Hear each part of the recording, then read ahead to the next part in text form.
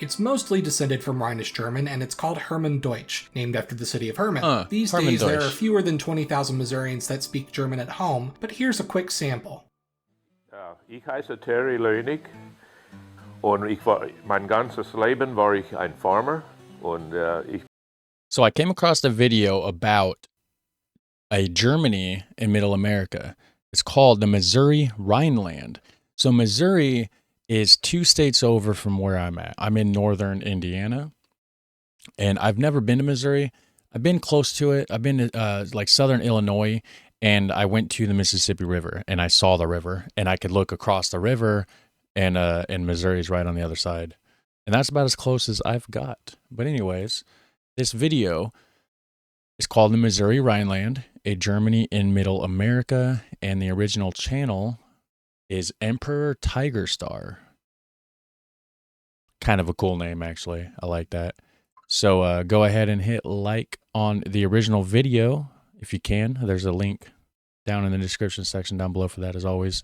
And we're going to go ahead and check it out and see what this Missouri Rhineland is all about.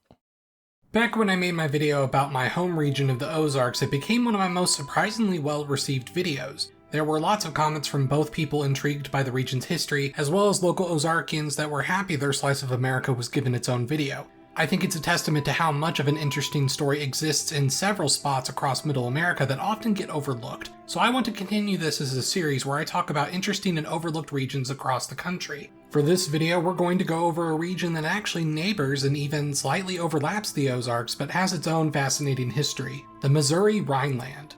The Rhineland is a name that applies to a region along the banks of the Rhine River in Europe, but usually refers to the specific part of the Rhine that's in Germany. Right. The Missouri Rhineland is similarly a stretch of land along the Missouri portion of the Missouri River and gets its name from the large community of German immigrants that settled the region in the 19th century, creating one of the most vibrant German cultural regions in America that, despite nearly 2 centuries of evolution and even a period of suppression, still exists today.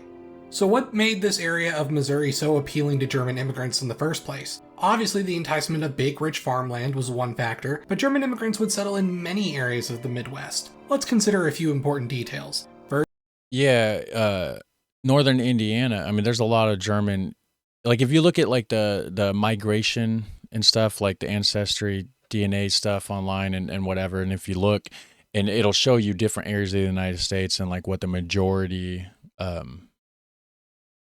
like the descent is, like what descent most people have in that area. I don't know if I explained that right, but anyways. And yeah, German is a lot of like this area where I'm at, northern Indiana, all the way over to the Missouri area.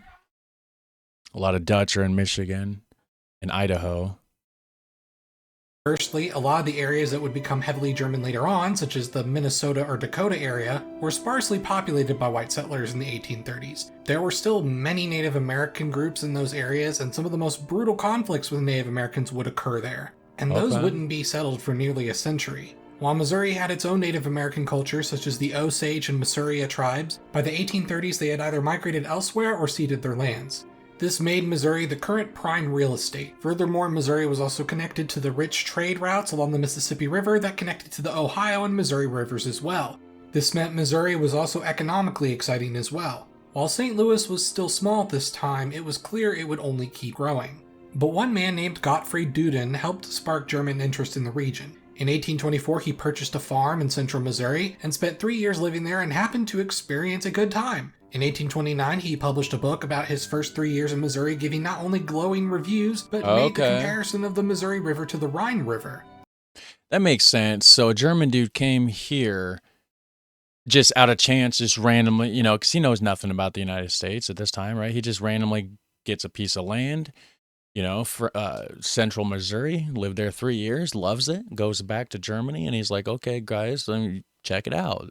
That makes sense. So now you're going to have all these people that see this book or whatever it is. Yeah, it says publishes a book. So yeah, you're going to have all these people that see this book and they're going to be like, wow, you know, this is cool. People that want to leave there would go naturally to an area that they've heard of from this book. Okay. The Rhineland in Germany at this time was very crowded and becoming heavily industrialized, making this open frontier of agricultural riches very appealing. Many Rhinish Germans were motivated to settle in this so-called Duto. Missouri Rhineland, and a few years later the town of Duto, Missouri was founded around the 500-acre area south of Dudan's original farm. Dudan's work also inspired German Americans living in Pennsylvania to also move out west. The German Settlement Society of Philadelphia made plans to settle a city in the Missouri Rhineland that they hoped would become a huge city west of the Mississippi. In 1837, they planned and founded the city of Herman, which is apparently named after Arminius, the famous German Cherusci chieftain that inflicted one of the Roman Empire's most disastrous defeats in Teutoburg Forest. Herman's my grandpa's middle name. This would be cool to go check out on a road trip sometime. It would be pretty cool to go over there. And I want to go to Pella, Iowa as well. Maybe one of these days I could go through Missouri, check this place out, and then also go over to Pella, Iowa, and like a big American road trip. Probably would never happen because, life, but something to look forward to, possibly. Pipe dream, who knows? Many immigrants were somewhat disappointed that the land wasn't as perfect as Dudan wrote, especially the wintertime, but nevertheless, they made the best of it they could and were determined to make a thriving town with hopes to at least rival St. Louis. While the town would never exceed a couple of thousand people, you can see their optimism for a future metropolis in that their planned town included many wide roads out of expectation for a bustling city that never ended up quite happening. St. Louis would end up remaining... Hold on, that said modern roads. Okay, so modern roads in Herman on top of the original wider street. Okay, so I see what they did. They got 2 lanes. They split it in the middle since there's space. Now they got massive parking on the sides. Huh. Very cool. Ended up quite happening. St. Louis would end up remaining the largest city in Missouri for the 19th century, even at one point becoming the 4th most populated city in the United States by 1870, with German Americans making up around half the city's population. Furthermore, by 1860, there were 90,000 self-identified German Americans in Missouri, which at the time made up about 7.5% of Missouri's population, which is a significant amount. For comparison, the percentage of those with Italian American ancestry in modern-day New York City today is 8.2%. Not that far off.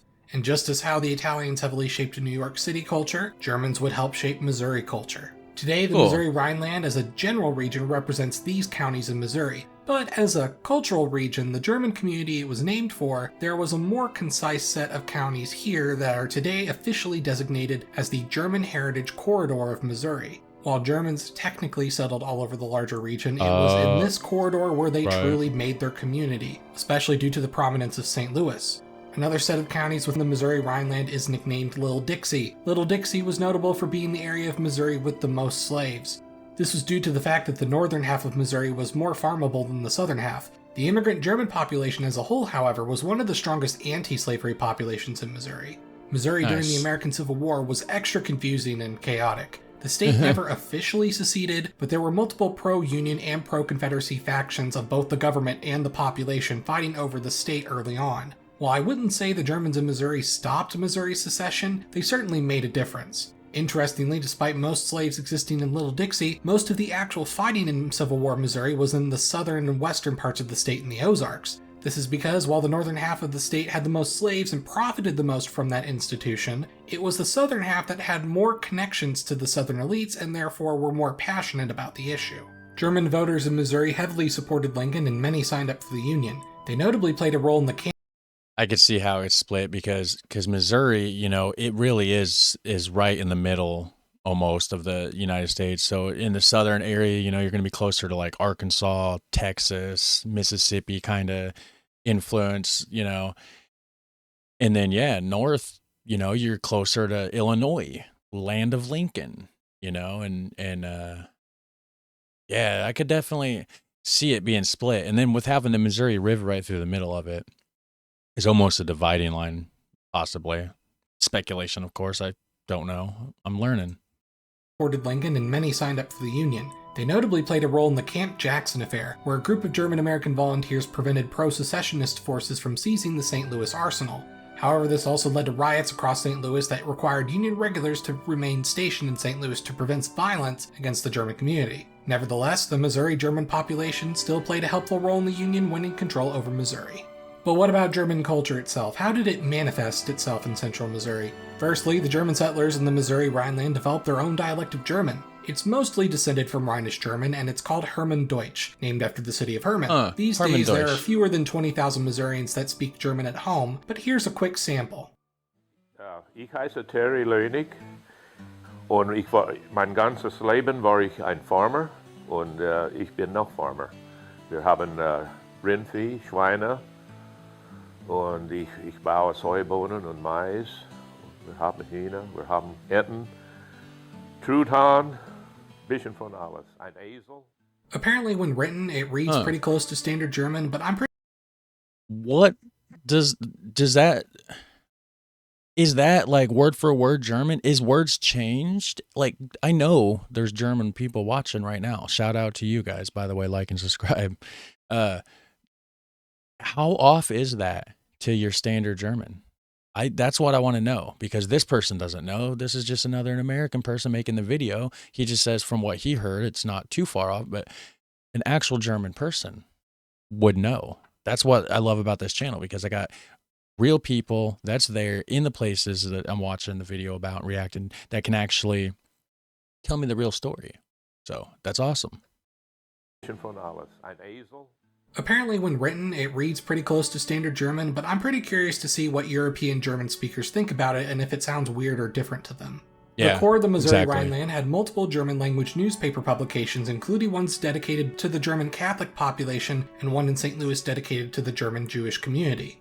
Naturally, the Germans wanted to keep their ways from the old country and did so through establishing Turnvereins. In the German states, there was a liberal political movement known as the Turner Movement. They established political clubs across Germany called Turnvereins. However, the failure of most 1848 revolutions led to several Turner members migrating to the US in exile. In Missouri, these Germans established more Turnvereins, but in America would also turn into a mixture of German culture clubs and gymnasiums. Basically, a YMCA but for Germans. So the YMGA. Or I guess the DJM? I don't know. Similar to other German-American communities, they influenced making both gym and kindergarten an essential part of public schooling. While the concept of kindergarten originated in 1830s Germany, the first publicly financed kindergarten was established. Duh, that makes sense. Dutch is similar to German, and I'm trying to learn Dutch, right? And kind is child. Garden is like I can't remember, like a playground kind of thing or something. I don't know, but yeah, it's totally like a German word, kindergarten in general. Established in St. Louis in 1873. But perhaps one of the most notable Missouri German contributions was their contribution to drink. Those original hopeful German farmers found that grapes were actually quite viable in the Missouri Rhineland. So a large winemaking community developed. By the American Civil War, Missouri was the nation's largest producer of wine, and by the early 20th century it was still a solid second place, only behind California. Herman Missouri's Stone Hill Winery in particular was the second largest winery in the entire country, and the third largest in the world by the turn of the century. What about German ale? Is there any good German ales over there? That'd be cool. In the year 1900, the Stone Hill Winery produced 1.25 million gallons of wine. Meanwhile, back in 1852, a German immigrant to St. Louis named Eberhard Anheuser founded a Bavarian-style brewery for beer that eventually was ran by his son-in-law, another German immigrant named Adolphus Busch. Anheuser-Busch. Yeah, so Budweiser, Busch. I don't like any of those beers. This company became famous as Anheuser-Busch, which became one of the largest brewers in the United States by the early 20th century, and today is currently the largest brewing company in the entire world. And I don't understand why. I don't care for the bitterness. Maybe it's the hops. Is it like too much hops or something? I don't know. That's why I kind of like ales, like a Belgian ale better. It doesn't have the bitterness. It's kind of slightly sweet. There's I mean, honestly, all sorts of different flavors in it. Like sometimes you get like maltiness, sometimes you get just the like a yeasty smell. It's just so good. It's just so good. Sometimes like reminiscent of like a chocolate even. It's so much. So why would people drink Budweiser? I don't understand. In 1903, the Bush family bought the St. Louis farm once owned by President Ulysses S. Grant and eventually turned it into an animal reserve where to this day you can get some beer, visit the famous Budweiser Clydesdale horses, and check out Ulysses S. Grant's log cabin. So basically, Missouri Germans created both one of the most popular wine and beer producers in America within 70-ish years of moving here. Pretty impressive. However, the German community in Missouri, like in other areas of the United States, Yeah, but the Budweiser beer was stolen from a beer from Czech Republic or something called Budvar. Pretty sure. Or no, it's Budweiser over there. They just have, in the United States, it's sold as Budvar because of the name copyright thing. would face trouble during the First World War. The continued practices of speaking the German language and living German culture made many other Americans question their loyalty to the United States. America's entry into World War I in 1917 unfortunately led to several lynchings and other acts of violence against the German-American population. And this is in despite most of them being very loyal to America and many of them volunteering for service. Okay, so just speculation.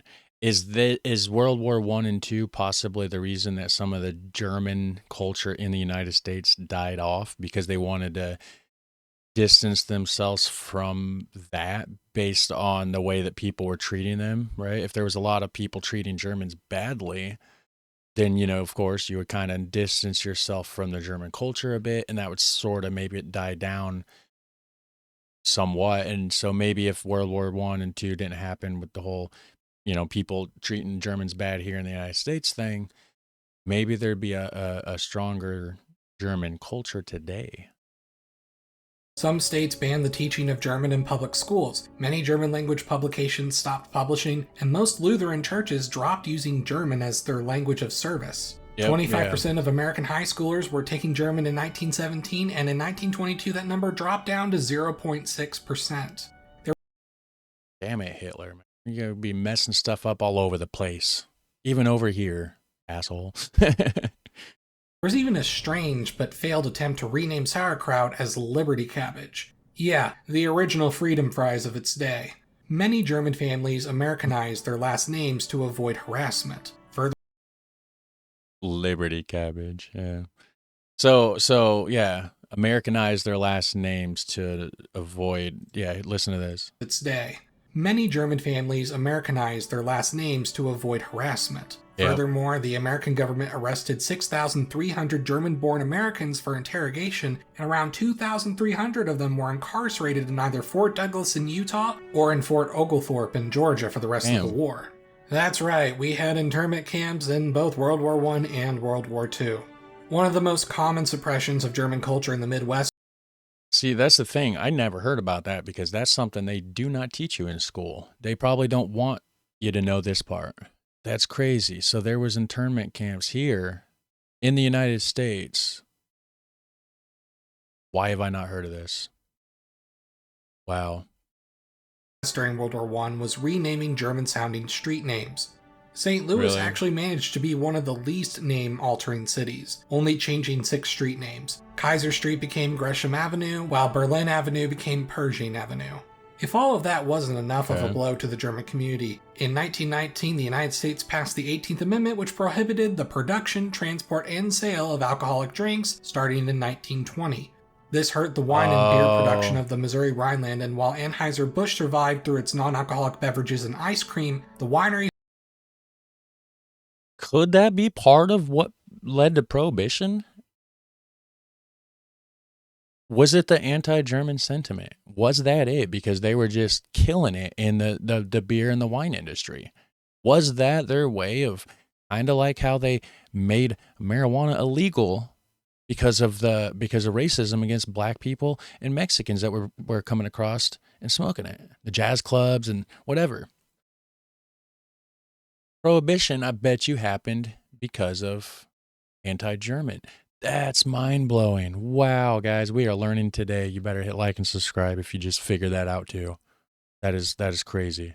Through its non-alcoholic beverages and ice cream, the wineries of Herman, Missouri would not and were dealt a fatal blow. By World War II, after German culture starting to have a little bit of a rebound, anti-German sentiment once again arose in America, and just like the First World War, many German Americans were put in internment camps, but at a larger scale. During World War II, over 11,000 German Americans were interned during the war under the Alien Enemies Act. While this is not even 1/10 the amount of Japanese Americans that were forced into internment camps, it is still a shameful moment in American history, and no German Americans were ever compensated. Meanwhile, the dark legacy of the Jim... And that's crazy because the United States wasn't even involved in World War II at that time. It says by 1941, 11,000 German Americans were put in internment camps. I don't even think we were involved in 1941 yet. That's crazy. Compensated. Meanwhile, the dark legacy of the Jim Crow era in Missouri also left its scars on the region, as the previously mentioned Little Dixie region was also an area where many lynchings occurred against the African American population. The more core areas of the German community outside of St. Louis had little to no lynchings, but it should also be of note that most of those areas had few African Americans living there to begin with. The anti-German sentiment during World War II seemed to have been the final push that caused German American populations to more fully integrate culturally. However, in the Missouri Rhineland, many... Yeah, so what I was saying, speculating earlier, is basically, yeah, I mean, that's because of World War I and II, it kind of suppressed German culture here. But it's being revived, it says, right? Revival of German culture. Aspects of the local German culture fully integrate to seem to have been the final push that caused German American populations to more fully integrate culturally. However, in the Missouri Rhineland, many aspects of the local German culture survived. In 1965, the Stonehill Winery reopened after being dormant for 45 years, and while they are no longer nearly as prominent as they used to be, they're at least keeping the tradition alive. Many other areas of the Missouri Rhineland began to focus on preserving the German culture across the following decades. And now you can even go to Herman, Missouri for both a Maifest and an Oktoberfest celebration. Wow. Now, obviously, See, maybe I could do that someday. Maybe I'll go there. That would be cool. That would be really cool. What is this? Areas with the history of German settlement are in red. Okay. Okay. I wonder why there's just random pockets there and over here. Like, you know, away from the general crowd. The German culture in Missouri is not the only one in the Rhineland. St. Louis has a ton of history from multiple communities that honestly deserve their own video. Kansas City, meanwhile, while technically considered a part of the Missouri Rhineland, has little connection to the German community, especially compared to St. Louis. So they would deserve their own video too. Similar to how the Ozarks were more complex than just hillbillies, the Missouri Rhineland is clearly more complex than just Little Germany. Nevertheless, while the Missouri Rhineland is not quite as touristy these days as the Ozarks, it is still its own distinct cultural region with a lot of rich history from its German immigrant heritage that has contributed more to US culture than most people realize. And I hope you enjoyed learning more about it. I'm Emperor Tiger Star, and I'll see you guys next time. Yeah, that was a good video, actually. I'm going to go ahead and subscribe to Emperor Tiger Star. You got a new subscriber, guy. So, yeah, that was a super good video. I knew it was going to be a good video. I knew it was going to be interesting for sure, but I didn't realize actually how good it was actually. You know what I mean? Like, it was way better than I thought it was going to be.